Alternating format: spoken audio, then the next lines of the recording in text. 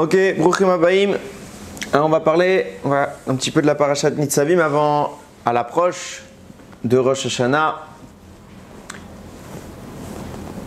Et bien que le shiur ne sera pas immédiatement lié à Rosh Hashanah, sa portée elle est bémet importante parce que bien évidemment que c'est relié dans la substance. Ce shiur est offert pour la Refoua Shelema du Rav Ron Moshe ben Aviva, du Rav Eliyahu ben Elian, de Naomi Simra bat Rachel, de Zari bat Phoebe, pour les Louis Nishmat, David ben Mesaouda, Gabriel ben Esther, Mathilda Noya bat Angel, pour un Zivugagun Vetor de Jenny bat Étoile, Michael ben Chantal, Yehuda ben Levana, Bezrat Hashem, ainsi que pour tous nos Chayalim qui rentrent dans des phases de plus en plus compliquées et décisives, qu'Akadosh Baruch Hu les accompagne.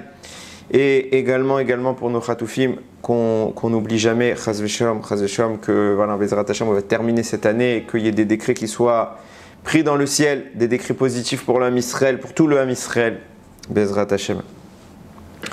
Ok, Parashat Nitzavim. Alors, beaucoup de corrélations sont faites entre Nitzavim et Rosh Hashanah. Je vais m'arrêter sur un passage particulier où Akadosh Baruch Hu décrit un petit peu les avérotes qu'on va faire au moment où c'est déclaré, où Moshe parle, c'est pas encore fait, mais c'est annoncé. Ils sont allés servir d'autres dieux, ils se sont prosternés, des dieux qu'ils ne connaissaient pas, avec qui ils n'ont rien partagé. La colère d'Hachem s'est emportée sur cette terre pour apporter toutes les malédictions qui sont écrites dans ce livre qu'on a pu lire la semaine dernière. Donc Hachem les a détachés de leur terre. Donc avec colère, kourou. Il les a envoyés dans une autre terre, comme en ce jour. Les choses cachées sont pour Akadosh Baruch Hu. Les choses dévoilées sont pour nous et nos enfants éternellement. La Asot, et Kol Jivra Torah Azot, pour faire toute cette Torah là. On va s'arrêter sur vraiment les derniers psukim. Ils ont quelques particularités que vous pourrez vérifier dans un Sefer Torah ou dans un Tikkun Sofrim dans lequel on voit un petit peu la mise en page du Sefer Torah.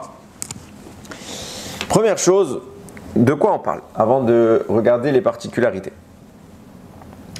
Ces choses que la Torah décrit comme cachées, qui sont réservées à Dieu, et ces choses qui sont dévoilées, réservées à l'homme, Rashi parle des Averot. Il explique, on ne peut pas imputer aux gens ce qu'ils ne savent pas. On a une halakha qui nous demande de réprimander celui qui faute. On a des sentences à l'époque du tribunal qu'on avait, le Sanhedrin, pour sanctionner ceux qui fautent.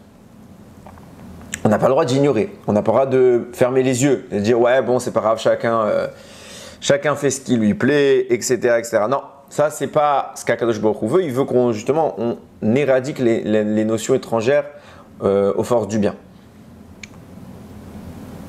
Maintenant, si quelqu'un faute, il est tout seul, personne ne l'a vu, personne n'est au courant. On ne pourra jamais dire au Beddin, mais pourquoi vous ne l'avez pas sanctionné? On ne pourra jamais dire au Bnei Israël, mais je ne comprends pas pourquoi vous ne l'avez pas réprimandé, pourquoi vous n'avez pas essayé de lui faire tu vois, on ne savait pas. La Torah a été donnée aux hommes et pas aux anges. Donc Akadosh Baruch Hu nous le précise, quelqu'un qui faute en secret, c'est pour lui. C'est Hachem qui s'occupera de lui directement, qui ne croit pas qu'il n'y aura pas de justice, Chaz v'Shalom, il y a toujours une justice, Akadosh Baruch Hu s'occupe de tout, mais ce n'est pas entre nos mains, ce n'est pas entre les mains du tribunal, du Beddin. Par contre, à Niglot, ce qui est dévoilé, si Chaz v'Shalom, on ne fait pas ce qu'il faut, alors oui, il y aura des sanctions qui seront prises depuis le ciel, Chaz v'Shalom, lo alenu. Ok, ça c'est la lecture, je suis obligé de l'introduire, c'est la lecture du Pshat. Il faut toujours connaître le Pshat pour pouvoir aborder le reste, sinon ça n'a pas de sens. Maintenant, je vais relever quelques particularités du texte qui sont facilement remarquables. Quand on regarde le mot Vayesh Lichem, donc le verset 27, il écrit comme ça, Vayesh Lichem, El Eretz Acheret. Là-bas, c'est écrit Vayesh Lichem, il les a envoyés vers une autre terre. Le lamed du Vayesh Lichem, il est écrit en grand format dans le texte. Il n'est pas écrit en format normal. Il est déjà, le lamed est déjà la plus grande lettre en termes de hauteur. C'est celle qui monte le plus haut dans l'écriture du Sefer Torah. Mais plus que ça, là, elle surplombe même les autres lamed. Donc c'est une lettre qui est vraiment en grand format. Donc évidemment, la question, c'est de savoir qu'est-ce que cela vient faire. Et une autre particularité, c'est sur les mots « Ve'aniglot lanu ulvanenu ad olam ». Et les choses dévoilées sont réservées pour nous et nos enfants éternellement. Vous regarderez là-bas, il y a des points qui sont placés au-dessus de chaque lettre des mots « lanu » ulvanenu et le premier mot, la première lettre du dernier mot « ad », le « aïn », il y a un point. Sur tous les mots « lanu » ulvanenu « aïn », il y a des points comme ça qui figurent en ornement dont on ne connaît pas nécessairement le sens de prime abord. Qu'est-ce que viennent faire ces points-là? Pourquoi Kadosh Baruch Hu, enfin pourquoi pas Kadosh Baruch Hu, mais pourquoi les Sofrim ont dans leur tradition d'agir ainsi? Première remarque sur ces points-là, on se rend compte tout de suite en observant le texte que leur portée, elle joue bien plus sur le nombre de points que sur les lettres qu'elle recouvre. Pourquoi? Parce qu'on voit bien que les points ne s'arrêtent pas en fonction des mots. S'il y avait les points juste sur des mots précis, lanu, ulvanenu, ou s'il y avait des points juste sur certaines lettres de façon désordonnée, on aurait compris que le point vient qualifier le mot, si c'est sur des mots, ou sur certaines lettres en particulier, on aurait compris que c'était sur certaines lettres en particulier. Là, on voit que c'est une succession de points qui s'arrête n'importe où. Elle s'arrête au milieu d'un mot. Donc il y a lanu, c'est un mot, ulvanenu, c'est un mot, mais aïn de ad, c'est pas un mot, c'est que le aïn. Donc on voit qu'en réalité, l'objectif est atteint, donc on s'arrête. Ça nous fait tout de suite comprendre que la portée de ces points-là, qui sont au nombre de 11, quand vous comptez les lettres, les 11 points qui figurent sur ces lettres, c'est plus leur nombre sur lequel on doit se focaliser que sur ce qu'ils essayent de recouvrir. D'ailleurs, Rashi précise que normalement, ce n'est pas sur ces mots-là qu'il y aurait dû avoir les points. C'est sur des mots qui sont avant dans le verset, c'est sur les noms d'Hachem. L'Hachem Elokeinu, il y a écrit Anistarot, ce qui est caché. L'Hachem Elokeinu pour Hachem notre Dieu, Ve'aniglot lanu ulvanenu. C'est sur le nom d'Hachem, donc depuis le début du mot, Lamed Hachem, l'Hachem Elokeinu. Là-bas, il y a 11 lettres et c'est là-bas normalement qu'il aurait fallu mettre les points. Seulement, c'est pas kavod comme ça de pointer du doigt les noms d'Hachem. Alors par respect envers les noms d'Akadosh Baruch Hu, on a décalé les points un peu plus loin sur lanu ulvanenu aïn. Ok, c'est ce que dit Rashi. Donc déjà, évidemment on voit que le nombre de points, c'est vraiment le nombre qui nous intéressait à la base. Pourquoi? Parce qu'en réalité, dans les mots sur lesquels ils étaient destinés à apparaître, l'Hachem Elokeinu, il y a 11 lettres. Donc il fallait 11 points. Donc on a décalé par la suite, on a mis sur 11 autres lettres, qui montrent bien que ce n'est pas les lettres en tant que telles qui nous intéressaient, du moins en apparence, mais bien le nombre de points. Cependant, si on va dans la logique de Rashi, on a un problème de base. Si tu me dis que l'objectif normalement c'était de recouvrir les mots l'Hachem et Elokeinu, mais que par respect pour les noms d'Akadosh Baruch Hu, tu n'as pas voulu le faire, tu as donc décalé. Alors pourquoi tu n'as pas décalé tout de suite au mot suivant? Le passouk qui dit comme ça, Anistarot l'Hachem Elokeinu, là il aurait dû avoir les points, on n'a pas mis. Ve'aniglot, et ce qui est dévoilé, on n'a rien mis. Lanu ulvanenu ad, on a mis les points. Ce qui est dévoilé, c'est pour nous et nos enfants. Si tu me dis qu'il fallait seulement décaler les 11 points qui étaient présents normalement sur l'Hachem et Elokeinu, alors depuis le mot qui suit tout de suite, Ve'aniglot, j'aurais commencé le décompte des 11 points. Il n'y a pas dans Ve'aniglot, il y a 6 lettres. Non, il y a 6 lettres. Et je continue jusqu'à que ça fasse 11 et on voit que tu t'en fiches de t'arrêter au milieu d'un mot, puisque dans les faits, tu t'es arrêté au milieu d'un mot. Pourquoi tu choisis spécialement lanu ulvanenu ad pour décaler des points qui ne concernent même pas ces mots? Si c'était juste un simple décalage anodin, alors il fallait commencer à ve'aniglot. Question simple. Ok, alors on va essayer un petit peu de réfléchir ensemble. Vous allez voir qu'il y a des notions, comme d'habitude, à combien la Torah elle est belle, parce que Bémet, moi je m'émerveille. Alors je suis peut-être un fanatique, un amoureux de cela. Je m'en cache pas, j'en suis même très fier, mais je m'émerveille de semaine en semaine, d'à chaque fois, de trouver des choses que j'ignorais bien souvent, Mais des fois, on a plusieurs enseignements qu'on maîtrise, ou du moins qu'on croit maîtriser, et on se rend compte qu'il y a une lecture encore plus profonde, et encore on peut comprendre des choses, et encore je vais ramener des choses que j'ai déjà dites, et que vous allez voir qu'il y a encore des choses qui se cachaient là-dedans.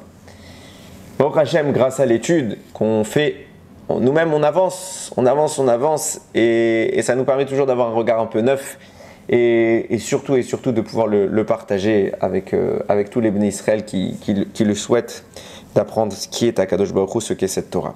Ah, vous connaissez, je vous ai dit, je reviens sur des choses que j'ai déjà dites, vous connaissez tous, sans doute, et ceux qui ne connaissent pas, vous allez la découvrir, cette histoire qui est rapportée par la Gemara, qui relate le moment où Moshe Rabbeinu monte au Har Sinaï pour recevoir la Torah.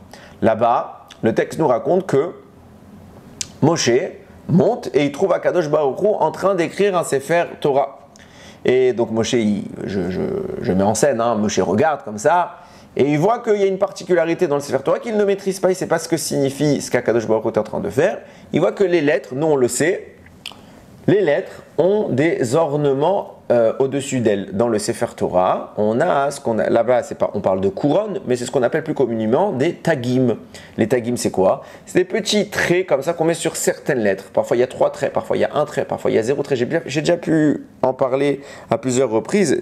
Pour plein de détails à ce sujet, vous pouvez regarder le shiur que j'ai fait sur le Sha'atnez. Ok, je ne me rappelle plus c'était quand, c'était cette année je crois. Ok, Bekitsour.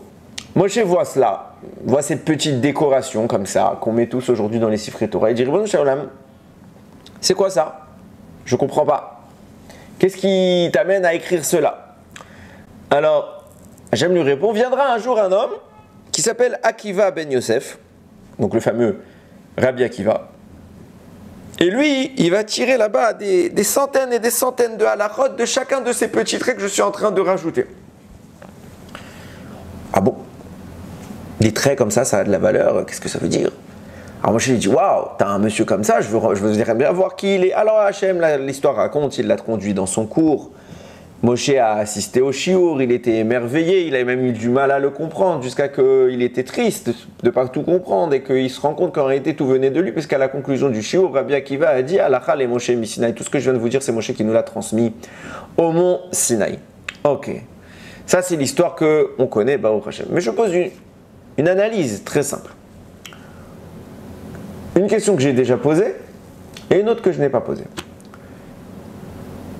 Toutes ces halachot que Akadosh Baruch Hu promet au nom de Rabbi Akiva, qui seraient issues de ces tagim, de ces petits traits comme ça qu'on met au-dessus des lettres, elles sont où? Où est-ce qu'elles sont? Vous en connaissez pas une seule. Je vous le dis d'avance, on ne les a pas. Elles ne sont pas écrites dans le Talmud. Du moins, je n'ai pas la prétention de connaître tout le Talmud, mais ça serait connu.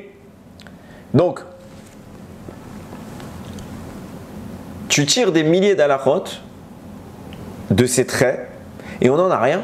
Si tu me dis 1, 2, 3, que c'était tellement haut, ok, mais on n'a rien qui est resté. Où est-ce qu'elles sont ces halachot? Deuxième point.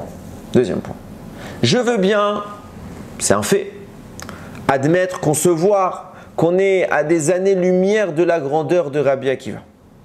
Je le conçois parfaitement, on pourrait même pas s'approcher de qui était le personnage. Mais, c'est quoi cette notion de dire de petits traits comme ça, que ce n'est pas des mots? Alors tu vas déduire des halachot. Et pas une ou deux, pas peu de petits détails, des milliers, des montagnes d'halachot. Je comprends pas. Venez quand même en supposant qu'il existe un décodage, un système de décodage de ces tagim, qui nous permettrait d'avoir quelques infos, quelques règles qu'on n'aurait pas, qui nous permettraient un petit peu de savoir comment étudier ces tagim. À ce point-là, il y a de l'information dans ces tagim. Qu'est-ce qu'ils ont? C'est que des traits. C'est quoi ces tagim? Puisqu'on me dit que ces tagim sont capables de refléter une quantité astronomique d'informations, comment un petit trait peut avoir autant d'informations? De quoi on parle quand on parle de ces informations que Rabbi Akiva est le personnage qui a eu l'apanage de la connaissance? C'est difficile à comprendre, même en concevant l'idée de notre infériorité. Ok, alors on va maintenant un petit peu essayer d'analyser ces choses-là. Alors bien souvent dans les shiurim, je parle de la notion des mondes et au travers des mitzvot qu'on a pu évoquer, des tfilot, de tous les sujets qu'on a un petit peu plus développés ensemble, on se rend compte qu'il y a, par nos actions, un éveil qui part du bas et qui monte vers le haut. Donc je vais parler d'une ascension des mondes. C'est souvent de cela qu'on parle. Là maintenant, je voudrais parler de l'effet exactement opposé, et non pas la montée des mondes, et plutôt analyser la descente des mondes. Et pour vraiment rentrer dans le sujet, on va aborder une notion qui est primordiale, qui s'appelle le Tzimtzum. Pour qu'on ait bien le schéma, quand je parle de descente des mondes, je parle de création. C'est-à-dire que les mondes d'en haut sont la source génératrice des mondes d'en bas, donc on est dans une phase descendante. Donc jusqu'à la naissance d'Adam, le monde est en création, donc on est dans une phase descendante. À partir de la naissance d'Adam, l'histoire du monde commence. Juste là, on est dans la mise en place du monde, et maintenant on active la roue, et le monde commence son histoire. Et là, on retourne dans une phase ascendante dans laquelle Dieu attend de l'homme de faire monter des notions. Évidemment, il continue à faire descendre les flux de vie, les flux de l'existence, de la bénédiction, de l'abondance, mais il ne crée pas de nouveautés. Et c'est là qu'intervient, je disais, la notion du Tzimtzum, que je vais rappeler rapidement, mais qui est très souvent, à mes yeux, mal comprise. Et on fait de grandes erreurs. On fait de grandes erreurs sur cela. Alors, première chose, il n'y a pas eu un Tzimtzum. Qu'est-ce que c'est que le Tzimtzum? Généralement, je vais le présenter comme il est souvent décrit, pour après relever l'erreur. Généralement, on traduit le Tzimtzum par une restriction, donc Dieu se serait retiré pour laisser place à autre chose. Cette autre chose, c'est nous, du moins les mondes dans lesquels nous évoluons. Déjà, première chose, première erreur, il n'y a pas eu un Tzimtzum, il y en a eu beaucoup. Donc, c'est pas s'effacer pour laisser place à autre chose. Ça, c'est une erreur. Pourquoi? Parce que ça voudrait dire qu'il existe autre chose que Dieu. Et ça, c'est de la Vodazara. Donc dire que Dieu a opéré le Tzimtzum, comme souvent on l'entend, comme je l'ai entendu personnellement dans ma jeunesse à de nombreuses reprises, c'est bien souvent de l'ignorance. Ça veut dire qu'on a lu certaines choses et on n'a pas pris la peine d'étudier la base de ces choses-là, et donc on les a répétées. En occultant toutes les informations qui constituent la notion. Et donc quand vous enlevez le shoresh, vous enlevez la racine, vous avez plus grand chose derrière, et vous répétez des erreurs. Il faut faire très attention, surtout quand on parle de Dieu. Il y a quand même un besoin d'être précis, parce qu'on ne peut pas qualifier Dieu. Donc il faut quand même, autant que faire se peut, modestement, prendre des pincettes, bien évidemment. Alors, qu'est-ce que c'est du coup le Tzimtzum dans son essence profonde? Ça, on l'a déjà dit. La notion du divin ne se caractérise que par l'infini. En Kabbalah, le divin est appelé En Sof, sans fin. C'est la seule chose à peu près qu'on peut dire. Pourquoi? Parce que placer des mots, c'est déjà très réducteur. Le En Sof, pour pouvoir se manifester, va créer des écrans. C'est ça un Tzimtzum. Un Tzimtzum, ce n'est pas effacer Dieu, c'est aménager la puissance qui en émane pour permettre d'être appréhendé dans plusieurs strates différentes et hiérarchisées, de la plus haute à la plus basse, qui sera bien évidemment la nôtre.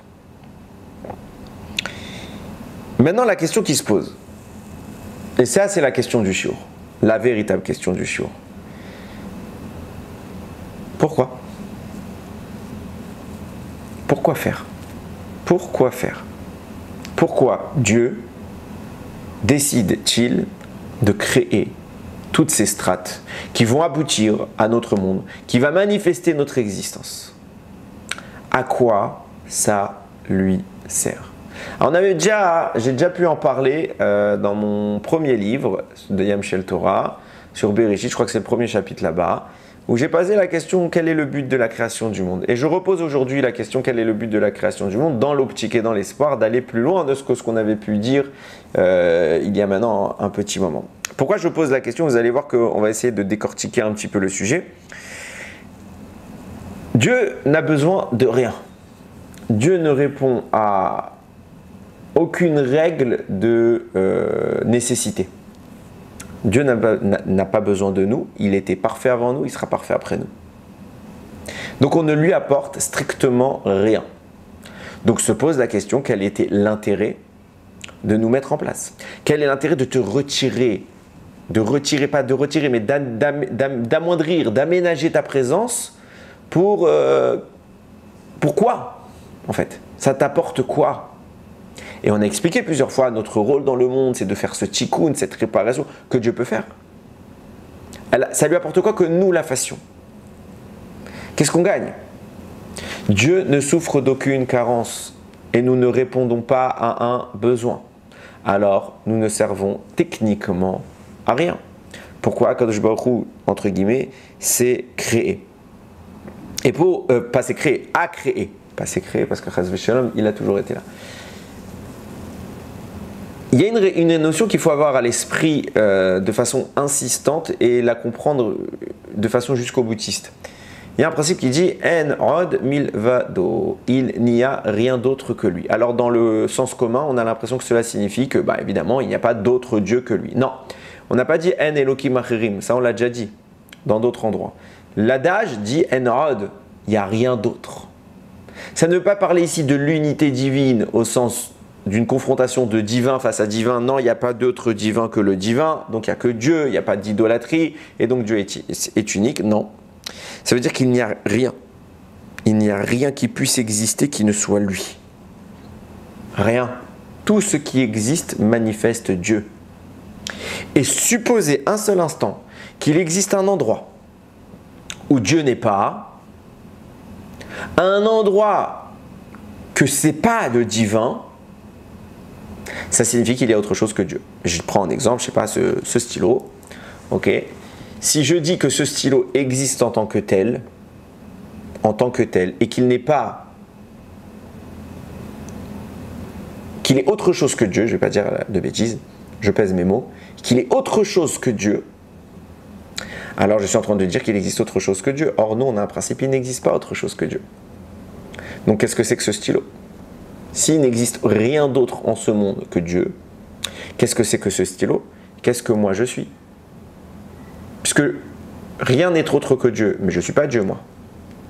Alors, on a une grosse difficulté, on a un gros problème de compréhension.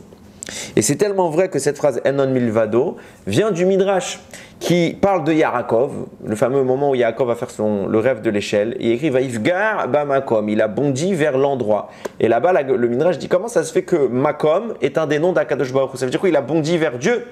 Pourquoi Makom est un des noms d'Hachem? Makom veut dire l'endroit. Donc pourquoi le mot endroit serait un des noms d'Hachem? Réponse du Midrash. Parce que le monde n'est pas l'endroit d'Hachem, mais Hachem est l'endroit du monde. À savoir, ne surtout pas présumer qu'il y a le monde et à l'intérieur il y aurait Dieu. Non. Il y a Dieu et à l'intérieur il y a le monde. C'est un élément constitutif. Il est incorporé dans le divin. Pour la simple et bonne raison que le divin précède et qu'il remplit tout espace. La notion d'un vide absolu, quand je parle d'un vide, je ne parle pas d'un vide de matière, mais un vide qui parle de l'existence, qui manquerait à l'existence de Dieu. Ça n'existe pas. Dieu est partout, Dieu remplit tout. Malé et kol haolam. Il remplit tout le monde, kevodo, de sa gloire. Melo kol haaretz kevodo, pardon. Vous voyez, je me suis même embrouillé dans la formulation. Il remplit toute la terre de sa gloire. Donc, il est omniprésent. Et il dépasse ces frontières-là. La terre est déjà une strate lointaine et la plus basse de la création. Donc, si je repose ma question, si le monde est incorporé en Dieu, et si je dis qu'il n'y a rien d'autre que Dieu, alors qu'est-ce que c'est que le monde? Qu'est-ce que c'est que notre existence? À quoi bon cette existence? Et là, on va rentrer dans le vif du sujet, dans les propos du Harizal. Le Harizal dit quelque chose que si on ne le comprend pas, ce serait dangereux. Donc on va prendre le temps de le dire et de l'expliquer. Le Harizal dit, Dieu n'a créé le monde que pour une raison, c'est pour qu'on puisse l'appeler par toutes les qualités qu'il a bien voulu nous dévoiler. Par exemple, Rachum, Chanoun, qu'il est miséricordieux, qu'il est clément, qu'il est le Meler, qu'il est le roi. Toutes ces qualités-là, Dieu a créé le monde pour qu'on puisse les lui affecter. Si on ne comprend pas encore une fois les propos du Harizal, je sais que j'introduis doucement le sujet parce que je veux que les choses soient claires et tout de suite monter les limites d'une mauvaise compréhension. Si je ne comprends pas les propos du Harizal, je serais amené à dire quoi? Je serais amené à dire deux erreurs. Petit 1, ça signifierait chas v'shalom que Dieu a besoin de moi. Parce que Dieu a créé le monde pour que je l'appelle Rahman, miséricordieux. Donc si je n'existais pas, alors Dieu ne pourrait pas être appelé Rahman. Donc c'est par mon existence que la miséricorde de Dieu se manifeste. Donc Dieu a besoin de moi. Chas v'shalom. Pire que ça signifierait que sans moi, Dieu n'est pas cela. Dieu n'est pas Rahman sans moi. Donc moi je suis celui qui altérerait Dieu. Ça n'a pas de sens. Ça n'a vraiment pas de sens. Alors qu'est-ce qu'il a voulu dire le Harizal? Pour introduire ça, je vais revenir sur les questions que j'ai laissées un petit peu en suspens. Il y a un commentateur qui s'appelle le Kerem Shlomo, je l'ai ici. Baruch Hashem. Le Kerem Shlomo, c'est un commentaire sur le Etz Chaim que le Harizal a écrit. Et Bémet, c'est un commentaire qui est extraordinaire parce qu'il a permis dans le détail du détail la compréhension du Etz Chaim. Là-bas, le Etz Chaim parle, donc le Harizal parle d'une notion que j'ai déjà pu évoquer dans les Shiurim, qui est la structure sur 4 couches des lettres de la Torah. On sait que les lettres sont composées de 4 niveaux. Il y a la lettre elle-même, ok, Otiot, c'est ce qu'on appelle Ot, la lettre. Au-dessus de la lettre, on en a parlé, il y a les Tagim. La lettre s'accompagne également de Nekudot, les voyelles. Et également, elle s'accompagne de Taramim, la cantillation. Ok? Donc, la lettre, le tag, les Nekudot et la cantillation, les Taramim. Ça correspond, ces 4 niveaux-là, correspondent au niveau de l'âme. Parce qu'il y a un parallèle entre les lettres de la Torah et le peuple juif et au niveau de sa construction et de sa structure. Donc, le peuple juif, l'humain, est composé aussi de 4 parties. Il y a plus en réalité, mais les autres ne sont pas intériorisées. Il y a le corps, le gouf, le nefesh, l'âme bestiale, le ruach, la partie d'âme qui permet la parole, et la neshama, la partie céleste qu'Akadosh Baruch Hu nous a octroyée, c'est la connexion au divin. Ces 4 parties résonnent avec les 4 parties des lettres. La lettre correspond au corps. Les tagim de la lettre correspondent au nefesh, l'âme bestiale.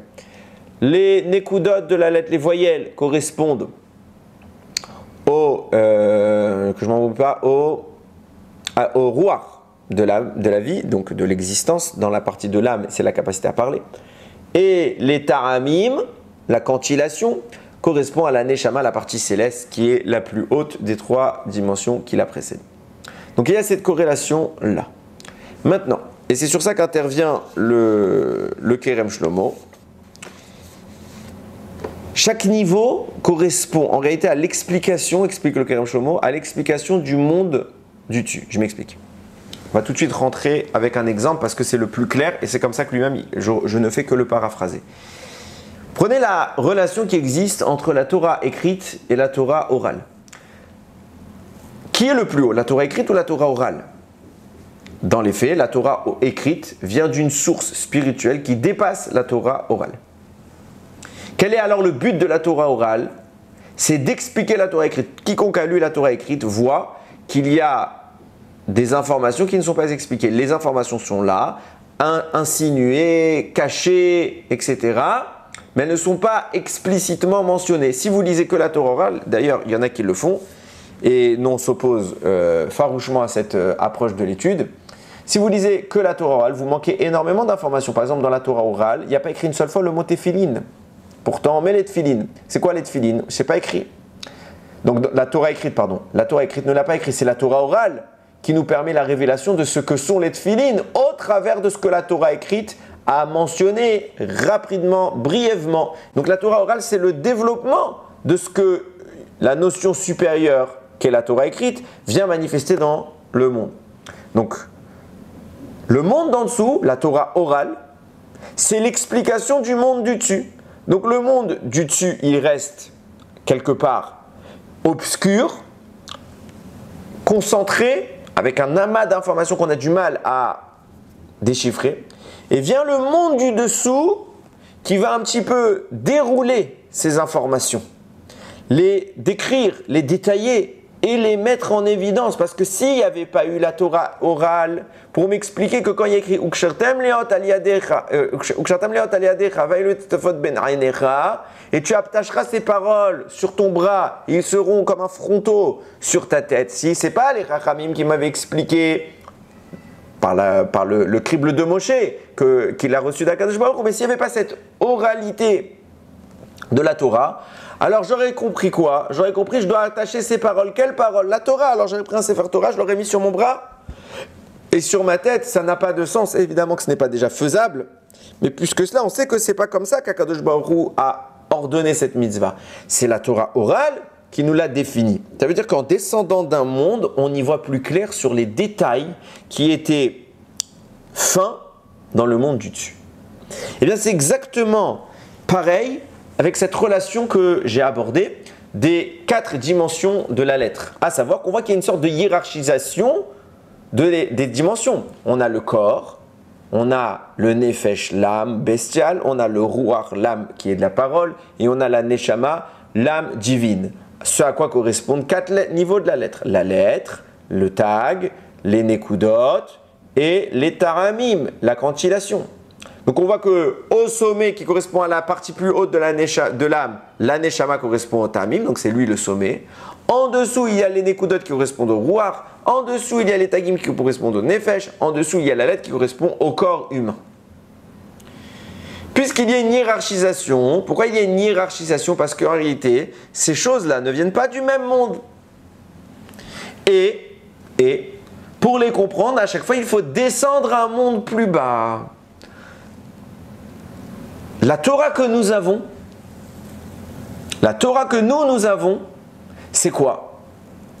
C'est la Torah qui vient expliquer le monde au-dessus d'elle. Au-dessus d'elle, donc les lettres dont nous disposons. Au-dessus de la lettre, il y a les tagim. Les tagim sont normalement qualifiés par des noms dont nous n'avons plus eu l'existence. Le Kerem Shlomo dit que le Harizal devait sans doute les avoir, mais nous ne les avons pas. Et la Torah qu'on a, ce sont les noms de ces tagim là, même si on ne sait pas comment les nommer. Et en descendant, dans le monde où les tagim, ces ornements existent, c'est simplement des ornements. C'est des traits.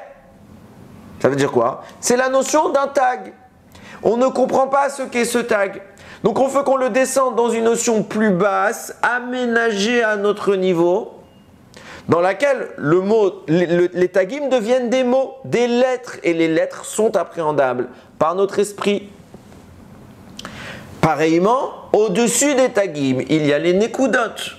Dans le monde des nekudot, c'est que des points, des formes de nekudot. C'est que des notions spirituelles. Pour qu'ils deviennent appréhendables par l'humanité, par une entité plus basse, plus détaillée, il faut qu'on chute d'un monde. Et en chutant d'un monde, les lettres vont remplacer les nekudot pour mettre des mots sur ces nekudot. C'est pour ça que les nekudot ont des noms. Patar, Kamatz, Chirik, etc. Ils ont des noms. C'est quoi ces noms? C'est les lettres qui viennent exister dans la strate en dessous.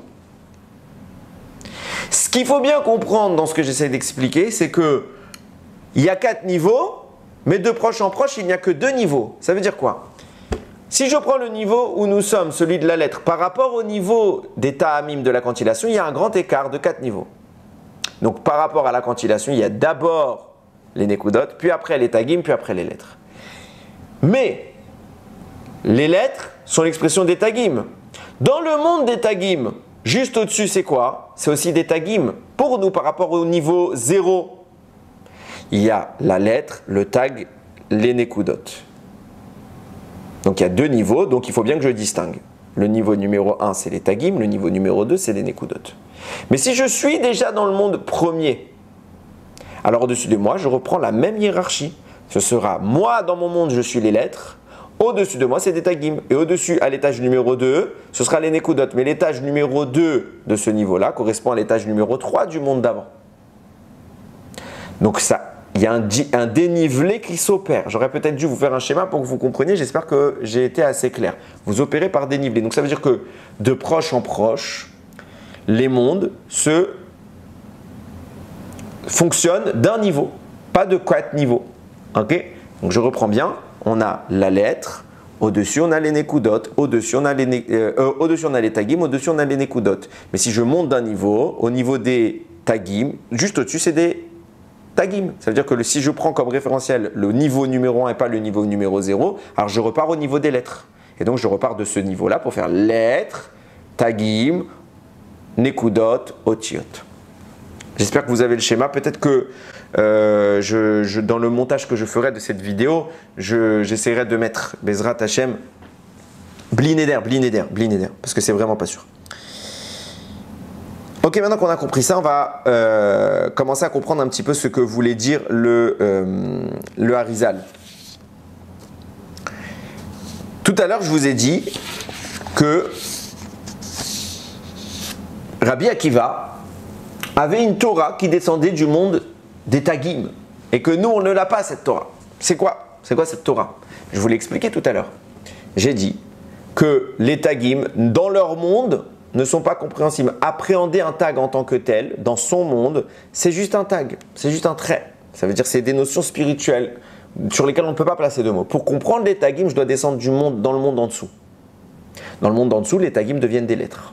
Donc là, je peux avoir des lettres, je peux manipuler de l'information, je peux manipuler du texte. Rabbi Akiva était capable des tagim de sortir des informations. Ça veut dire quoi? Ça veut dire qu'il exprimait le secret qu'il y avait dans ces tagim. Mais les tagim eux-mêmes expriment le secret du monde dessus, à savoir les nekudot. Pour nous qui sommes tout en bas, les nekudot c'est très très haut, c'est 2 mondes au-dessus. Donc, à ce moment-là, il n'y a pas de mots pour parler de ça. Donc je n'ai pas de mots puisque moi je ne suis pas dans ce monde-là. Puisque je n'ai pas de mots, je ne peux pas étudier les mots. Par contre, Rabbi Akiva qui était plus haut que cela, qui avait atteint le niveau numéro n+1 au-dessus d'une autre, alors lui manifestait la notion qui était au-dessus de la sienne par une Torah. Notre Torah nous manifeste la stature de la Torah des Tagim. Et les Tagim manifestent la stature de la Torah des Nekudot. Maintenant, est-ce que je peux comprendre ce que les Tagim viennent m'apprendre des Nekudot? Non, parce que moi, je ne suis pas au niveau 1, je suis au niveau 0. Au niveau 0, la Torah dont je dispose, qui est aménagée par des mots, vient traduire les Tagim. Donc moi, je suis à l'explication des Tagim. C'est ça ma Torah. Mais Rabbi Akiva, qui était une strate au-dessus, lui, il est à l'explication des Nekudot. Et c'est quoi l'explication des Nekudot? C'est les mots qui vont se manifester grâce aux Nekudot dans le monde des Tagim. Donc en descendant, on dévoile, on déroule, on augmente l'information. On augmente l'information. Et maintenant, je peux commencer un petit peu à comprendre pourquoi Rabbi Akiva ne nous les a pas transmis. Parce qu'il ne pouvait pas. Il n'y avait pas de mots dans ce monde pour en parler. Est-ce que ces halakhot existent? Oui, clairement, dans le niveau supérieur. Et il faut monter là-bas pour voir apparaître les lettres qui sont produites par le niveau encore supérieur. C'est pas évident ce que je dis. J'espère que tout le monde comprend. Maintenant, je reviens à ma question du Harizal. Le Harizal a dit Dieu a créé le monde. Pour quelle raison Dieu aurait créé le monde? Pour qu'on appelle Hachem Rahman, qu'on appelle Akadosh Baruch Hu Rahum, Meler, qu'on lui donne des noms, qu'il est miséricordieux, qu'il est le roi, qu'il est clément. Et on a posé la question, mais quoi, Akadosh Baruch Hu a besoin qu'on l'appelle comme ça? Donc il aurait besoin de nous, Chas v'Shalom? C'est pas possible. Et quoi, sans ça, il n'est pas clément? Ça non plus, c'est pas possible. En réalité, là, on commence à comprendre que toute notre appréhension du monde, elle est erronée. Dieu n'a pas créé un monde. Comme j'ai dit tout à l'heure, le monde est en Dieu. Le monde est la conséquence de l'existence de Dieu. Il n'y a pas de but à l'existence de ce monde, parce que le monde, en od milvado, dire qu'il y a un monde, qu'il y a un Dieu, mais qu'il n'y a pas de monde, c'est un problème. Pourquoi? Parce que Dieu, plus tu montes, plus il est difficile à appréhender. Comment les notions du divin peuvent commencer à être appréhendées? En descendant d'un monde qui va permettre le zoom sur une parcelle du divin. De même, que les Nekudot, on ne les comprend pas. Pour comprendre les Nekudot, il faut descendre d'un monde pour dérouler cette Torah, qui est celle des Tagim. Les Tagim, on ne les comprend pas, donc Akadosh Baruch Hu les a exprimés au travers des lettres.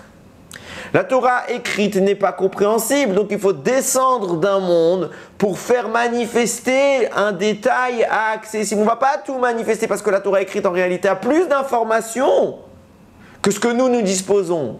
Seulement en descendant, elle ne descendra pas toute son essence, mais ce qui va descendre deviendra d'un coup une parcelle qu'on va pouvoir un peu dérouler. Et plus je déroule, plus ce qui était flou devient en zoom, il devient plus précis, je commence à voir les détails qui se peaufinent.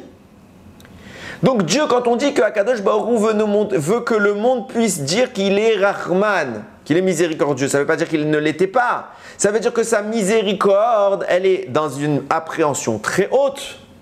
Et pour qu'elle puisse se manifester de conséquences immédiates, ça apparaît, le monde apparaît parce que Dieu, il est miséricordieux. Et que cette miséricorde maintenant va se manifester. Et en se manifestant, elle crée le monde. Mais si j'analyse la miséricorde dans le monde au-dessus d'une autre, alors c'est une strate supérieure, je n'ai pas de mots pour en parler. Je n'ai pas de quoi la qualifier, je n'ai pas de quoi la saisir.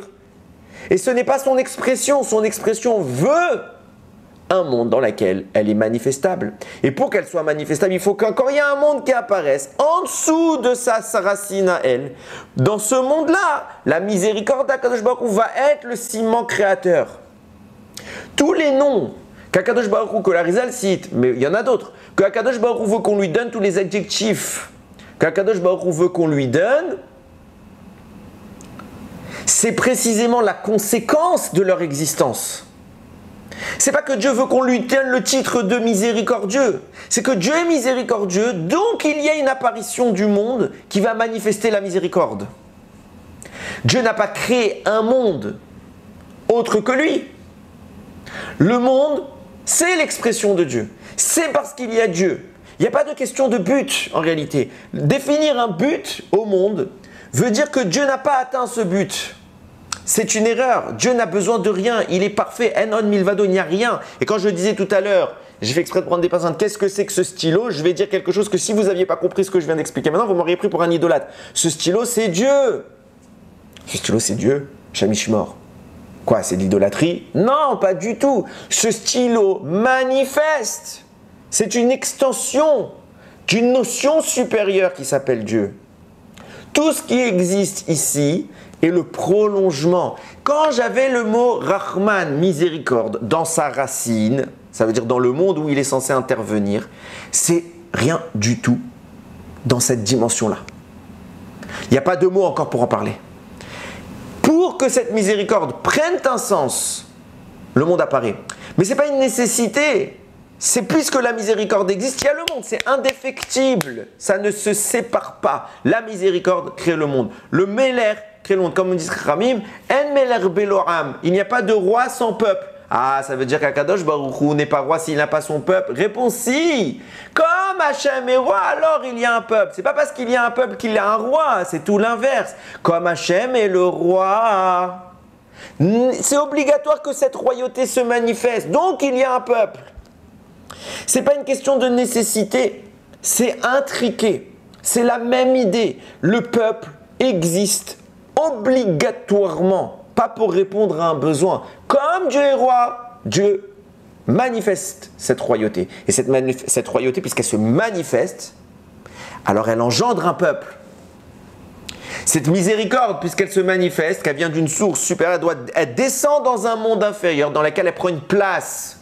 Dieu n'a pas créé le monde pour qu'on lui donne des titres. Le monde s'est créé parce que Dieu a ses titres. Et comme je ne peux pas distinguer tout cela dans la source première qui est très très très très haute, alors pour manifester les détails qu'Akadosh Baruch Hu veut mettre en avant, et il y en a une infinité, c'est pour ça qu'il y a une infinité de mondes, alors on va descendre. Puis descendre, puis descendre, puis descendre. Et à chaque fois, chaque descente manifeste un peu plus un détail des mondes d'en haut. Dans l'origine, c'est l'exemple qu'il faut retenir et que j'avais déjà donné sur Parashat Bereshit, c'est la lumière. Un Mavdil, mais c'est un bon exemple. La lumière, on le sait physiquement aujourd'hui que la lumière, c'est la lumière blanche. La lumière blanche concentre toutes les couleurs du spectre visible, toutes les couleurs de l'arc-en-ciel. Donc, dans la lumière blanche, il y a le bleu, il y a le vert, il y a le jaune, il y a le rouge. Tout cumulé, c'est de la lumière blanche. Si je regarde la lumière blanche, je vois le vert? Non. Je vois le bleu? Non. Mais ils sont là. Pour que je puisse voir le vert, comprendre le détail de cette infinité divine, qu'est-ce que je fais? Je diffracte la lumière. Donc je vais prendre un prisme, je vais envoyer un faisceau lumineux, le prisme va quelque part étirer la lumière, il va l'étirer, et là je commence à voir des détails. Et je vois qu'elle est composée de plein de couleurs. Et bien, ce qui s'est passé, c'est que j'ai étiré cette lumière. Pour étirer cette lumière, je suis descendu d'un monde. À la base, j'avais tout qui était concentré et je pouvais tellement, c'est tellement grand, tellement haut que personne ne peut l'assimiler. Alors vous allez me dire, il n'y a pas besoin d'une personne pour l'assimiler puisque Dieu se suffit à lui-même. Mais l'existence même du bleu dans la lumière nécessite qu'on puisse le voir un jour. Nécessite de pouvoir être exprimé en tant individuellement de tout le reste. Donc à la fois Dieu représente l'unité, mais toutes les diversités qui le composent. Donc si je fais abstraction du monde, je fais abstraction de Dieu, parce que ça veut dire que j'enlève les détails qui composent son unité. Et Dieu a une infinité de détails, donc il a créé un monde, des mondes qui vont à l'infini mettre en avant ces détails, ces couches, jusqu'à qu'il arrive à la dernière des dernières, c'est nous, pour mettre en avant les qualités que nous pouvons appréhender. Il y a des qualités qui sont encore plus hautes et qu'on ne sait même pas qu'elles existent. Il y a des dimensions qui nous échappent, il n'y a pas de mots dans ces dimensions-là. Il faut descendre d'une strate. C'est notre rôle. C'est pour ça que Dieu crée le monde. Pas parce que Dieu a un besoin, et c'est là la notion du Tzimtzum. Les gens croient, et croyez-moi, c'est toute la gdama des commentateurs sur le Harizal, quand on parle du Tzimtzum, que Dieu s'est retiré. Si Dieu s'est retiré, ça veut dire qu'il n'y a plus rien. S'il n'y a plus rien, il y a quoi? Le vide. Donc il y a autre chose que Dieu. Et nous serions autre chose. Réponse non. En od milvado. Ce que Dieu a retiré, c'est une intensité. Mais il a laissé un écho. Il a laissé un petit reste. Et c'est ce petit reste qui va générer le monde. C'est quoi ce petit reste? C'est une couleur de l'arc-en-ciel. Et il nous la montre. Voilà. Ça, vous pouvez. Et cette couleur, c'est sa royauté, sa miséricorde, sa clémence, etc., etc. Et puisque c'est les dimensions que Dieu manifeste, naturellement le monde existe. C'est la projection de ces manifestations-là, de ces dimensions-là.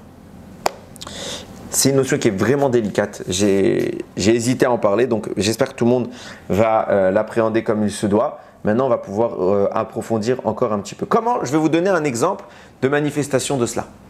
Un exemple concret. Comment ça s'achemine? C'est comme ça qu'il écrit le Toldot Yaakov Yosef. Il dit justement, les deux personnages qui vont permettre cette manifestation, c'est Yehuda et Yosef. Yehuda et Yosef vont vivre une épreuve, chacun à peu près la même, c'est l'épreuve de la tentation avec une femme. Okay? Dans les faits, Yehuda, la personne avec qui il va avoir une tentation, c'est Tamar, mais il avait le droit d'aller avec lui, seulement il l'ignorait. La personne que Yosef va avoir comme tentation, c'est la femme de Potiphar, lui il n'a pas le droit d'aller avec elle. Yosef va réussir son épreuve en refusant la tentation, il va tenir le coup. Tandis que, Mechila pour le son, Yehuda va réussir son épreuve différemment. Ce n'est pas en refusant la tentation, puisqu'en réalité, dans les faits, semble bien qu'il l'ignore, la tentation qu'il va connaître était permise. L'épreuve de Yehuda se situe ailleurs, elle se situera dans l'aveu qu'il va devoir faire en public en reconnaissant qu'il est allé avec Tamar. La nuance, c'est que Yosef va sanctifier par la réussite de son épreuve, il va sanctifier Hachem, mais en privé. Il n'y a personne pour voir.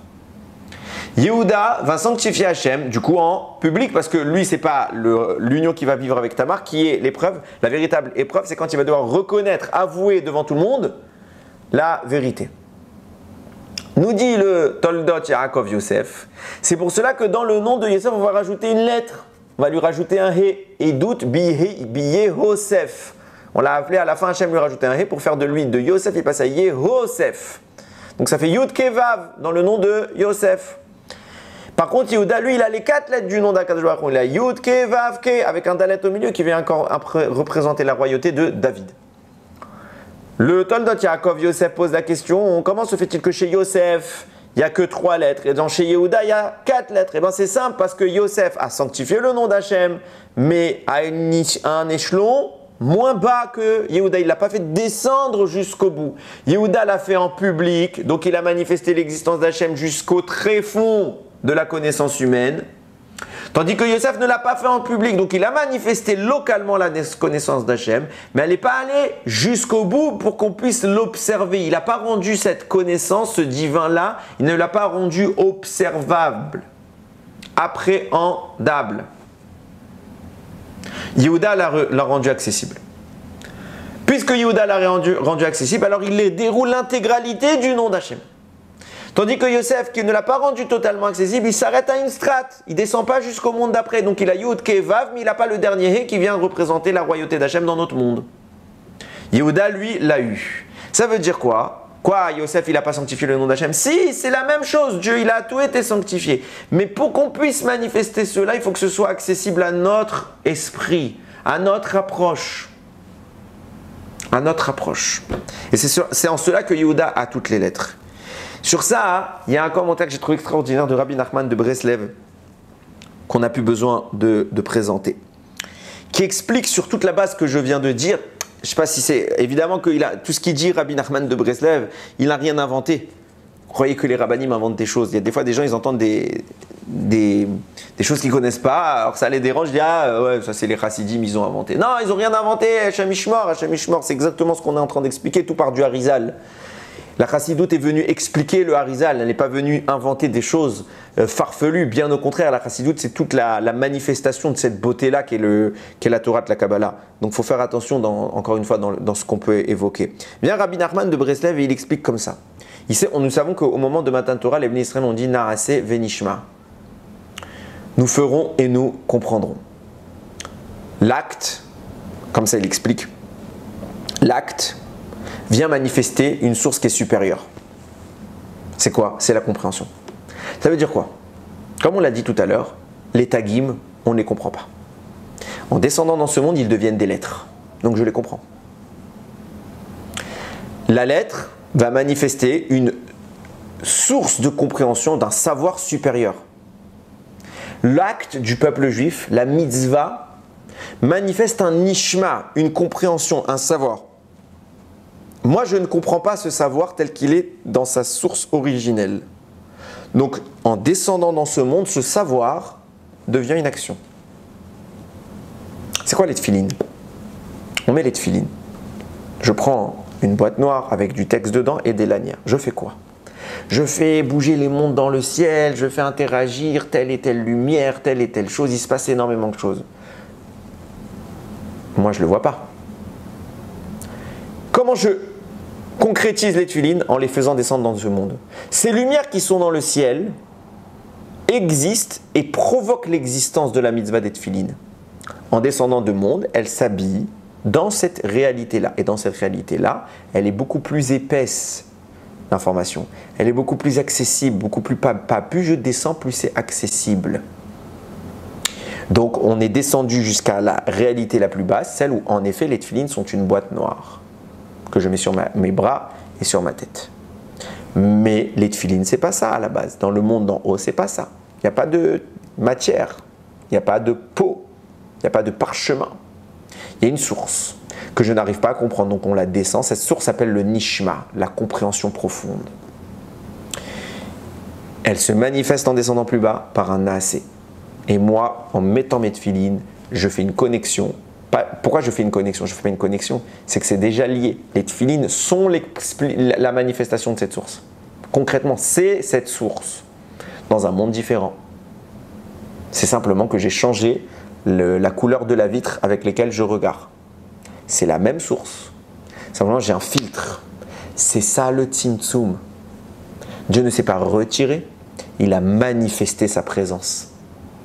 Tout le contraire. En manifestant sa présence, une partie de sa présence, en la manifestant de façon exacerbée et plus noyé dans une masse infiniment grande. C'est-à-dire qu'il a, entre guillemets, restreint, c'est pour ça qu'on parle d'un tzimtzum, il a restreint ce qu'il a voulu montrer de lui à un petit faisceau, à une couleur, si on voudrait parler par allégorie, permettant que nous puissions l'apprécier et la manifester. Vient nous dire Rabbi Nachman de Breslev. Le Naasé et le Nishma sont donc l'équivalent de deux mondes qui se superposent. Il y a dans notre monde c'est Naasé, mais au monde du dessus c'est Nishma. Mais qu'est-ce qu'on doit faire nous? On doit faire Naasé, faire la mitzvah, dans le but de la comprendre. Ça veut dire que notre objectif c'est de passer de cette réalité physique à une compréhension métaphysique. Ce qui fait que le Naasé va monter d'une stature pour que je sois arrivé moi au Nishma. Mais quand j'arrive au Nishma, ce Nishma devient un Naasé. Et le monde du dessus devient son Nishma. Et je dois monter encore pour que ce monde-là devienne le Naasé et que le monde du dessus devienne le Nishma. Comme je vous expliquais tout à l'heure avec les lettres. Dans notre monde, il y a les lettres, au-dessus c'est les Tagim. Mais dans le monde des Tagim, c'est les lettres.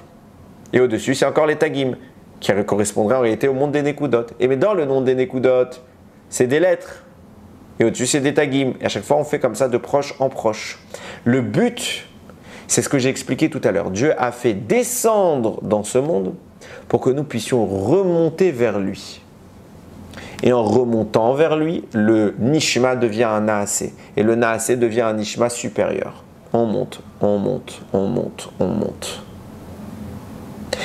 Et comment ça fonctionne? Ça veut dire qu'à un moment, la notion de Rachmanout, qu'on avait besoin de découvrir en étant dans le monde inférieur, elle est maîtrisée. Donc je suis maintenant en mesure, cette dimension-là sera en mesure d'appréhender une notion supérieure à la Rachmanout. Il y aura d'autres choses. J'ignore quoi, mais d'autres choses plus grandes. C'est comme ça qu'il écrit également le Meor Enaim. Et on va revenir maintenant à nos psukim pour commencer à rentrer tout ce que les informations compliquées, combien je le sais, dans le texte. Le Meor Enaim, il dit la mitzvah, c'est le corps. La mitzvah, c'est le corps. L'intention, la kavana, ce que nous on a appelé le nishma, la compréhension intrinsèque à cette mitzvah, c'est son âme. Faire une mitzvah en la détachant de son intention profonde, en ne comprenant pas, en ne cherchant pas à la comprendre, en ne remontant pas à sa source, c'est faire d'un corps un être sans âme. Il faut comprendre, il faut chercher à comprendre, il faut espérer, mériter, comprendre. Et quand on y arrive, alors on monte et on anime notre existence, on anime la mitzvah. C'est exactement ce que je vous ai dit tout à l'heure. Anistarot lachem elokenu ve'aniglot lanu ulvanenu. Ce qui est caché, c'est à Hachem. Ce qui est dévoilé, c'est à nous. C'est quoi la chose dévoilée? C'est la mitzvah. Elle est dévoilée dans ce monde, mais à la base, elle venait d'une source qui était cachée. C'était les tagim, c'était très haut, on ne pouvait pas comprendre. Rabbi Akiva, lui, il est monté, donc il a compris. Mais pour nous qui sommes dans ce monde en bas, on ne comprend pas c'est quoi des tagim. On n'arrive pas à saisir. Donc la mitzvah, c'est l'anul vaneno. C'est à nous. Les mitzvot, c'est pour nous et nos enfants, c'est ce qui est dévoilé. Anistarot, ce qui est caché, la source d'en haut, elle est à Kadosh Baruch Hu, c'est le divin. C'est le divin. C'est pour ça que le mot, comme ça il explique, c'est pour ça que le mot mitzvah, il faut le couper en deux mots. Même tzadik, puis vav he. Même tzadik, vav he, c'est le mot mitzvah. Vous prenez même et tzadik d'un côté, vav he de l'autre. Et il nous explique, dans la première dimension, l'originel de la mitzvah, c'est nistar, c'est caché. Donc même tzaddik représente des notions cachées. Par contre, dans la descente de cette mitzvah dans ce monde, c'est dévoilé. Aniglot, donc vav et he du mot mitzvah, c'est ce qui est dévoilé. Qu'est-ce que cache même tzaddik? La dimension du haut. Nous disent Rachamim, comment tu révèles cette dimension-là? Tu fais un système qu'on appelle Adbash. Adbash, c'est quoi? C'est interversion de certaines lettres. Tu prends la première lettre de l'alphabet Aleph, tu la remplaces par la dernière lettre de l'alphabet Tav, At. Tu prends la deuxième lettre de l'alphabet Bet, tu la remplaces par l'avant-dernière lettre de l'alphabet Shin, Bash, At, Bash, ainsi de suite, comme ça tu remontes. Donc tu prends même tzaddik, tu lui fais ce système pour voir qu'est-ce qu'elle cache. Tu autres un Yud Ke. C'est quoi ce qui est caché? C'est Yud Ke. C'est quoi ce qui est dévoilé? C'est Vav He. Et ensemble, c'est Yud Ke Vav Ke. Tu obtiens l'expression du divin. C'est quoi l'objectif? C'est que Vav He, qui est la mitzvah dévoilée, remonte, ce qu'il a expliqué Rabbi Nachman de Breslev, elle remonte pour découvrir ce qui est caché, pour découvrir le nishma. Donc pour découvrir Yudke, donc on fait un Yichud, les Shem Yichud Kucha Berichu, on veut réunir Yudke et Vavke. C'est quoi? C'est je remonte pour que le Naasé devienne un Nishma, que l'acte devienne une source spirituelle et que je comprenne cette source, au point qu'elle devienne pour moi un acte qui n'est pas manifeste dans ce monde. À titre d'image, on va voir parmi les sages des attitudes qui ne sont pas requises par la Torah. Mais pourquoi ils font ça? C'est en trop, c'est pas écrit, c'est même pas demandé, c'est pas une mitzvah pour toi. Parce que toi, tu es encore dans l'expression pour nous, hein. Tu es encore dans l'expression de ce monde-là qui caractérise le monde du dessus. Et dans ce monde-là, il y a une expression limitée d'informations qui se concrétise. Mais si lui, il est monté au-dessus, il a de nouvelles mitzvot qui apparaissent. Ce n'est pas des mitzvot en tant que écrites dans la Torah noir sur blanc, mais pour lui, c'est une mitzvah. Parce qu'il y a une nouvelle asaga, une nouvelle accessibilité. Et il comprend les choses différemment que nous. Ah, il va faire plein de trucs que nous, on ne fait pas. Pourquoi?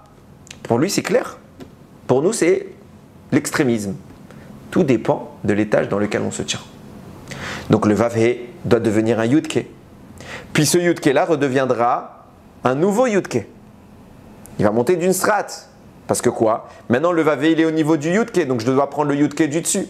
Puis du Yudke du dessous. Exactement le même schéma avec d'autres manières de l'apprendre. Ça d'ailleurs, ça nous permet de revenir sur un point que j'avais déjà évoqué, disant qu'à la fin des temps, hein, le Vavhe du nom d'Hachem Yudke Vavke va devenir Yudke. Ça va faire Yudke, Yudke, Yiye. C'est pour ça qu'on dit qu'on dira Bayamahu Yiye Hachem Echad ou Shmo Echad. En ce temps-là, Hachem sera un et son nom sera un. Pourquoi? Parce que c'est par. On va faire que de monter, jusqu'à que chaque notion qui était un Nishma devienne un Naasé. Et on comprendra encore mieux les choses. Et maintenant qu'on a tout cela à l'esprit, je peux venir à la question des 11 points. Pourquoi y a-t-il 11 points? Réponse, j'aurais introduit encore une notion, Mechila, si j'en introduis beaucoup, mais c'est tellement beau, J'ai expliqué à plusieurs reprises que quand Dieu a créé le monde, il y a eu ce qu'on appelle une Shvirat HaKelim. Une Shvirat HaKelim vient caractériser une brisure des mondes. La brisure des mondes, c'est quoi? C'est la volonté d'Akadosh Baruch Hu de ne pas faire un monde parfait. C'est ce que j'explique depuis tout à l'heure. Ok, Dieu n'a pas fait un monde parfait et c'est à nous de faire remonter ces lumières-là. Dieu a tout fait descendre, maintenant on doit les faire remonter. Dans cette imperfection-là, le divin ne peut pas s'exprimer pleinement. C'est pourquoi, puisqu'il était imparfait, c'est pour ça qu'il y a eu une brisure. Pourquoi le divin ne s'exprime pas pleinement? Parce qu'on est dans le monde d'en dessous, il ne peut pas s'exprimer depuis sa source. Le monde d'en dessous vient témoigner d'un problème par rapport au monde du dessus. Donc dans le monde d'en dessous, on essaye de comprendre le monde du dessus, mais comme le monde d'en dessous est en dessous, il est plus faible, alors il n'arrive pas à tout comprendre, il ne tient pas l'équilibre. Notre objectif à nous, c'est de rendre ça viable. Et c'est ça les mitzvot. Et comme le monde du dessus s'est manifesté dans ce monde-là, et que ça n'a pas tenu, ça a fait une brisure. Nous, on doit créer un monde robuste qui est capable de tenir.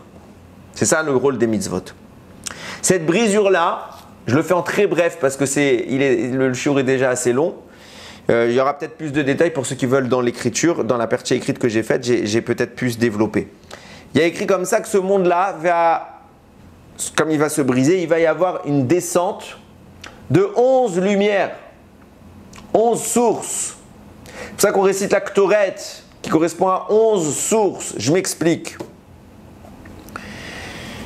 Nous, notre rôle, c'est de faire remonter ces sources pour faire la réparation. Puisqu'il y a une brisure qui a occasionné la descente de 11 sources, nous, on doit faire remonter ces sources. Comment on fait remonter ces sources? Par nos mitzvot, etc. Et en particulier par la tfila.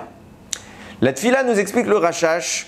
La tfila est un engrenage dans lequel on fait remonter les sources, de sorte que de proche en proche, comme je viens d'expliquer, la source d'un monde numéro 1 va monter d'un rang. Et donc le monde numéro 2 va lui aussi monter d'un rang, le monde numéro 3 va lui monter d'un rang, etc. jusqu'à qu'on monte jusqu'à l'infini. De là se pose une question que le Rashash met en avant.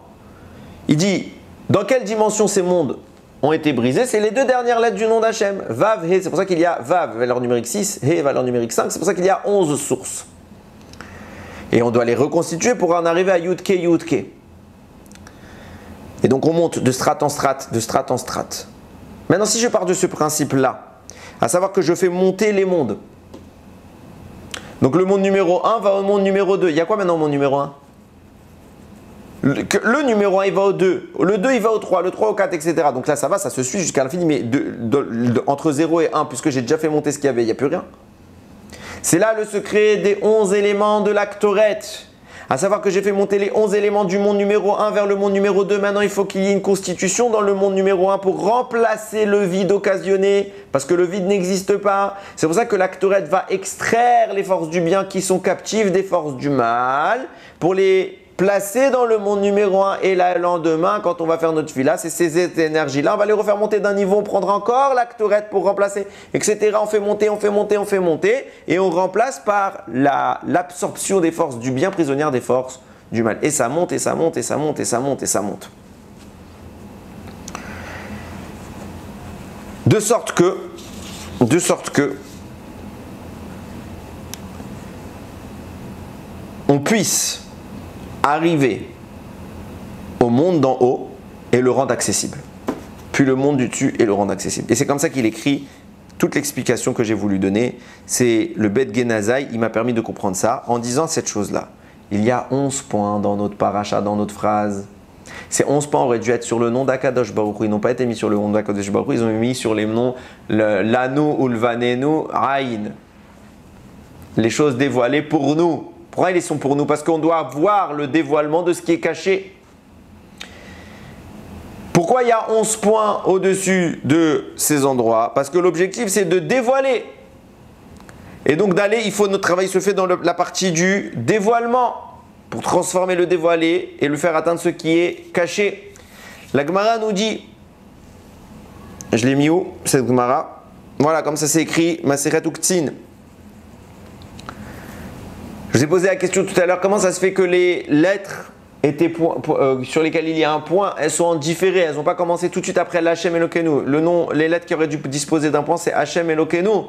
Rashi a dit, on ne les a pas mis par respect pour Akadosh Baruch Hu, donc on a décalé. Mais on n'a pas décalé au premier mot qui suivait, on a décalé au deuxième mot qui suivait. Pourquoi tu n'as pas commencé depuis le début? La Gemara là-bas nous dit, c'est Rabbi Yoshua ben Levi qui dit qu'à la fin des temps, Akadosh Baruch Hu va donner un héritage de 310 mondes aux tzadikim qui l'auront mérité. Shai Olamot, Shin Yud, valeur numérique 310. À quoi correspondent ces mondes? C'est les mondes qui seront offerts aux tzadikim qui toute leur vie ont sondé la Torah pour essayer de dévoiler sa structure, sa substance et donc monter de strate en strate. Donc c'est pour ça qu'Akadosh Baruch Hu, Mida Keneged Mida, il va les faire monter de monde en monde pour qu'ils puissent devenir le monde numéro 1 de le Naasé, ils deviennent le Nishma devienne le Naasé et ainsi de suite dans un engrenage qui va les faire monter sur les hauteurs de ces 310 mondes. Et ça ne s'arrêtera pas évidemment. C'est pour cela, précisément, que Arashi nous a dit, c'est sur Hachem Elokeinu que ça aurait dû être écrit. Ah, mais on n'a pas écrit sur Hachem Elokeinu. On a écrit sur Lanu Ulvanenu Ad. Je cherche le pasouk en même temps que je vous parle, il est là, voilà, Baruch Hashem.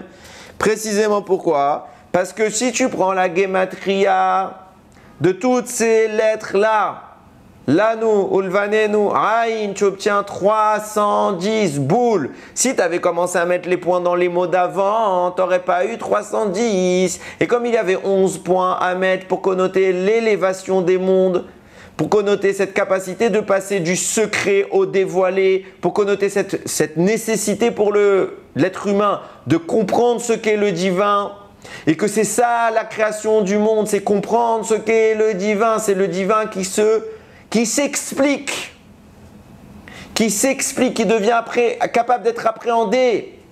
Mais en haut, il n'est pas capable d'être appréhendé, ça ne répond pas à un besoin, c'est lié, c'est en même temps, le divin existe, donc le monde existe, donc la Rahmanout s'imprime dans le monde. Donc la royauté d'Hachem s'imprime dans le monde. Il y a un peuple, c'est pas qu'il y a un roi parce qu'il y a un peuple, il y a un peuple parce qu'il y a un roi. Et c'est la même chose, c'est pour ça qu'on dit à Kadosh Baruch Hu, sa Torah et son peuple ne font qu'un. Pourquoi? Parce qu'il n'y a rien d'autre que Hachem. Le peuple juif qui vient être le serviteur du divin est là parce qu'il y a Dieu. Mais ce n'est pas une conséquence, c'est la même chose. C'est le divin lui-même qui s'exprime dans un monde restreint. Et c'est pour cela qu'on a écrit 11 points précisément sur les 11 lettres qui vont avoir pour valeur numérique 310 pour exprimer que l'objectif de Aniglot Lanu Ulvanenu, les choses qui sont révélées pour nous, leur objectif c'était de remonter à ce qui était caché. C'est de faire le même processus que l'actoret qui consiste à monter, monter, monter, monter. Dévoiler le divin. C'est ça le rôle. C'est pour ça que tout cela est exprimé avec la grande lettre Lamed dont je vous ai parlé. La lettre Lamed. Quand vous la prononcez, ça vous faut le mot Lamed. Lamed, ça connote l'étude de la Torah. L'étude de la Torah vient donner une âme à notre action. L'étude de la Torah vient montrer ce qu'est Akadosh Baruch Hu. Alors on ne pourra jamais comprendre tout ce qu'est Akadosh Baruch Hu, mais ce que Akadosh Baruch Hu a voulu montrer dans ce monde en descendant et en manifestant une parcelle de son infinité, ça on peut le comprendre à un certain niveau, mais on peut le comprendre dans cette dimension. C'est ça le but de l'étude de la Torah, de la recherche du divin. C'est précisément ça, faire en sorte que le naasé, l'action, devienne un nishma, une compréhension. Et c'est comme ça qu'on se spiritualise. C'est ça Rosh Hashanah. Dieu, il a créé le monde, c'était Rosh Hashanah, Yom Harat Olam. Alors, ce n'est pas vraiment le monde qui est apparu à Rosh Hashanah, c'est l'humain, mais c'est la terminaison de ce monde. C'est l'homme. C'est quand Dieu a terminé de se montrer, de dire voilà, c'est quoi ce que je voulais que vous compreniez à votre niveau de moi. Et quand arrive Rosh Hashanah, c'est sur ça que le monde est jugé. Qu'est-ce que tu as compris? Qu'est-ce que tu as compris? Tu es resté un robot? Tu as fait tes mitzvot, kol hakavod. C'est ça l'objectif. C'est de mettre des tefilines. Celui qui pense que l'objectif sur terre, c'est de mettre des tefilines, mettre un tzitzit, faire un kiddush, ne pas allumer la lumière Shabbat, faire cette fila, lire des textes, il n'a rien compris. Il n'a rien compris. J'ai pas de gêne à le dire, il n'a rien compris. L'objectif, c'est de comprendre Hachem, l'objectif, c'est de comprendre le divin, d'être imprégné du divin, de sorte que la notion cachée derrière tout ça fasse partie de nous. Aussi, de façon aussi accessible que le tefilin que je tiens et que je pose sur mon bras. Je peux toucher ça. Dieu n'a fait descendre la notion des tefilin dans ce monde qui est apparu sous forme d'une boîte juste pour qu'on sache c'est quoi la lumière qu'il y a là-haut qui s'appelle tefilin. Mais qu'il n'y avait pas de mot là-haut pour la caractériser. Notre but c'est de la caractériser, de la vivre. Pas de la faire, de la vivre. La faire, c'est le moyen qui exprime tout cela. Mais comme on l'a dit tout à l'heure, celui qui fait une mitzvah, c'est le Meor Enaim qui avait dit ça. Que je dise pas de bêtises, oui. Je vais le retrouver. Oui, Meor Enaim. C'est le Meor Enaim qui a dit ça. L'objectif d'une mitzvah, c'est de lui donner son âme, de donner son nishma. Si je fais une mitzvah, mais je ne lui donne pas son âme, alors oui, j'ai fait quelque chose. Je n'ai pas enlevé le mérite de ceux qui font que ça. Je leur enlève la vraie valeur. Ce que j'accuse, entre guillemets, ce n'est pas une accusation, je suis le premier à rien comprendre. Mais la recherche du divin dans cet acte, c'est ça qu'Akadosh Baruch Hu veut. Trouver Hachem, trouvez-le. C'est ça qu'il veut quand vous mettez les tefilines, c'est qu'on le trouve. C'est pas qu'on fasse un acte et qu'on dise j'ai fait ma bonne action de la journée. C'est ça Rosh Hashanah. Dieu nous juge à Rosh Hashanah pour voir quoi? Est-ce que tu comprends qui je suis? Est-ce que tu as compris? Tu as compris quoi? Tu as compris quoi? C'est ça qu'Hachem juge. Qu'est-ce que tu as compris? Est-ce que tu m'as senti? Est-ce que tu as compris que j'étais Dieu? Et qu'en réalité, tu existes pour ça. Ce n'est pas un objectif, c'est un état de fait. Tu n'existes que pour ça. Parce que Dieu est miséricorde, alors ça existe. Ces notions de miséricorde qui viennent s'exprimer dans ce monde. On est la traduction de la miséricorde d'Hachem. Tu as compris? Tu n'as pas compris. Si tu n'as pas compris, tu as passé une mauvaise année. Ça ne veut pas dire qu'on doit tout comprendre en un coup. Mais si tu n'as pas mieux compris que l'année dernière, tu as passé une mauvaise année. Qu'est-ce que tu ressens quand tu mets tes tefilines? Qu'est-ce que tu ressens, toi, madame, quand tu es tsnoua? Pourquoi tu dois être tsnoua? Pour te faire souffrir? Pas du tout. Tu es tsnoua. Écoute bien ce que je vais te dire, madame, à toi qui m'écoutes. Tu es tsnoua parce que Dieu existe. Et cette tsniout-là manifeste du divin. C'est pas rien. Et si tu continues à être tsniout par application, alors c'est dur. Tu fais une mitzvah, mais tu loupes le cœur de cette mitzvah. Tu es tsnoua pour comprendre c'est quoi la tzniout, pour comprendre que Dieu exprime une notion qui s'appelle la tzniout dans ce monde. On met notre tefillin parce qu'il y a une notion qui s'appelle tefillin bashamaim. Et nous n'existons que parce que Dieu existe, pas parce que Dieu nous a créés. On est partie intégrante du divin. Tout ce qui existe, en od milvado. Si tu me dis qu'il y a autre chose que Dieu, tu es un idolâtre. On n'est pas indépendant du divin. On n'est pas la conséquence faux. On est la traduction du divin dans une langue d'un monde inférieur. Notre rôle est terrifiant. Terrifiant! Pourquoi on a peur à Rosh Hashanah? Est-ce que j'ai réussi à faire ça? Pourquoi c'est dur? C'est pas le savoir de... On n'est pas en train de faire un comptage de mitzvot. On est en train d'expliquer, est-ce que la mitzvah, tu es remonté à sa source? Et sa source s'appelle Hachem. C'est pour ça qu'on va être jugé Bezrat Hachem à Botaï. On arrive à Rosh Hashanah, on fait une introspection, on fait une tchouva et on demande quelque chose d'extraordinaire. On veut te connaître. On veut te connaître. On veut te connaître. Tu as créé ce monde-là parce qu'il exprime ta connaissance. Donc je suis de nature à vouloir te connaître. Mes fibres viennent pour te connaître. Et je n'ai pas écouté ce but à mon existence. C'est pour ça que je demande tchouva. Pardon. Et à Rosh Hashanah, on doit chercher à Akadosh. Le roi, il est dans le champ. Alors on peut le connaître encore plus. On se connecte encore plus.